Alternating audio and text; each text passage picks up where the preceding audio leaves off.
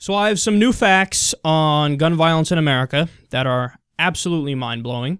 NBC News reported that at least 555 children under the age of 12 have been shot in America and killed since the Sandy Hook incident, since the massacre at Sandy Hook.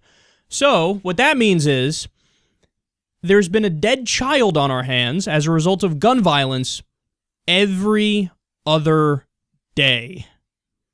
A kid dies every other day in America because of gun violence. Now, that's a mind-blowing fact in and of itself, but if you really think about it, given the total number of gun deaths in America, it feels gross to say this, but it's mathematically true. We're actually lucky that it's just a kid every other day. Why do I say that? Because depending on what time frame you look at, about 32 people die every day because of gun violence in America. So to have a kid die just once every other day, it's like, whoo, man, we really escaped that one. That could have been really bad, like 8 kids a day or something like that. Wow. Again, depending what time frame you look at, the numbers are just absolutely overwhelming. So overall, since the Sandy Hook shooting, when you tally up all the gun deaths, so you include homicides, suicides, accidents, and everything, we've had over 100,000 gun deaths in America since Newtown. Guys, that wasn't that long ago. Over 100,000 gun deaths. That's about double the number of deaths than the U.S. had in Vietnam.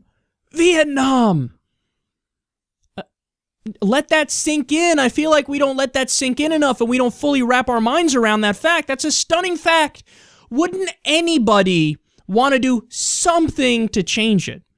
Now, again, this is where the right usually strawmans the left and acts like all of us are calling for gun confiscation. I'm not calling for that. I'm calling for mild, vanilla, run-of-the-mill, common-sense gun reform. So, in other words, bring back universal background checks. Right now, 40% of gun purchases in the U.S. have no background check associated with them whatsoever because of the gun show loophole, as it's called.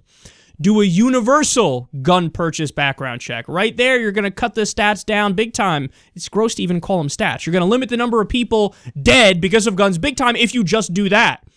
Limit the high-capacity magazines, that wacky idea. Do a giant gun buyback program and make it so that you give people an offer they can't refuse, and we have people who want to trade in their guns, so we get rid of some of the 300 million plus guns in circulation in the U.S. It's not a coincidence that we have the weakest gun laws, the most guns of any modern nation, and also, shock, shock, the highest gun death rate. Those things are linked. It's not a coincidence, okay? Don't be dense over this. Now, if so far you're not, stunned, I have more for you. Listen to this story. Quote, Connecticut's Senators Richard Blumenthal and Chris Murphy were planning to hold a press conference in early October to push background check legislation. Then, Chris Harper Mercer killed 10 people and wounded 9 at a community college in Oregon. Blumenthal and Murphy called off the press conference. So do you fully understand what they're saying there? They had to call off a shooting. Whoa, funny Freudian slip. They had to call off a hearing on mass shootings because of a different mass shooting. Face meet palm, repeatedly. That's incredible. And more.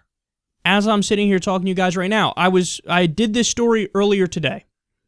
So, these were the articles out on gun violence that I decided to cover on the show. Since I prepped this story, there's been another mass shooting.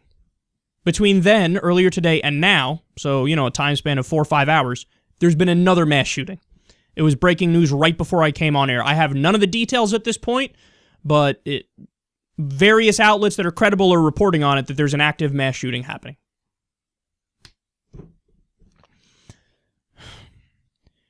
we got to do something. We're not, this idea that you can tar people on the left who are calling for moderate gun reforms and act like they're the extremists.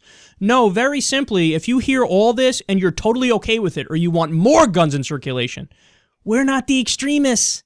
You are. Look in the fucking mirror.